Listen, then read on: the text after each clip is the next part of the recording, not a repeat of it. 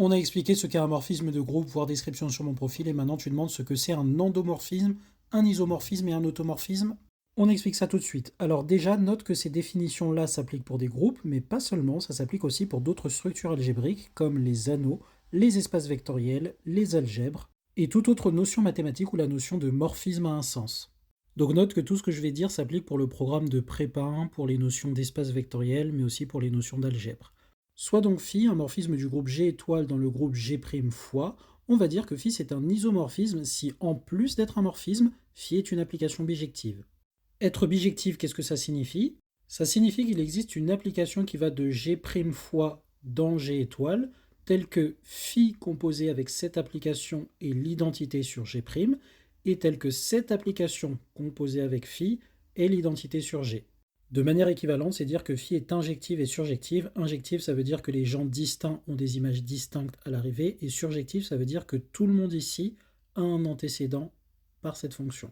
Ainsi, on parle d'isomorphisme de groupe, d'isomorphisme d'anneau, d'isomorphisme d'espace vectoriel, et un isomorphisme préserve toutes les propriétés algébriques d'un groupe et les traduit entre guillemets en les mêmes propriétés mais dans l'autre groupe. Et de même pour les structures algébriques. Ce qui signifie qu'algébriquement, des objets qui sont isomorphes sont indistinguables.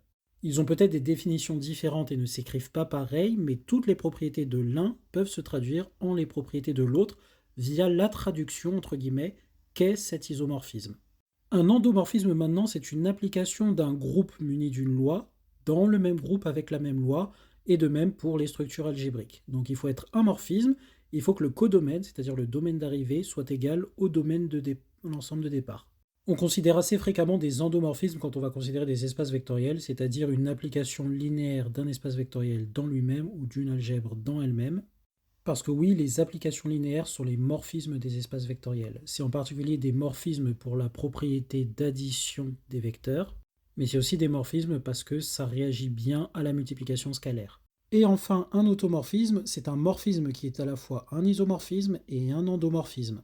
Donc on va de G étoile dans G étoile, on est bijective et on est un morphisme. Notez qu'un théorème du cours dit que si un morphisme est bijective, alors l'application réciproque est nécessairement elle aussi un morphisme.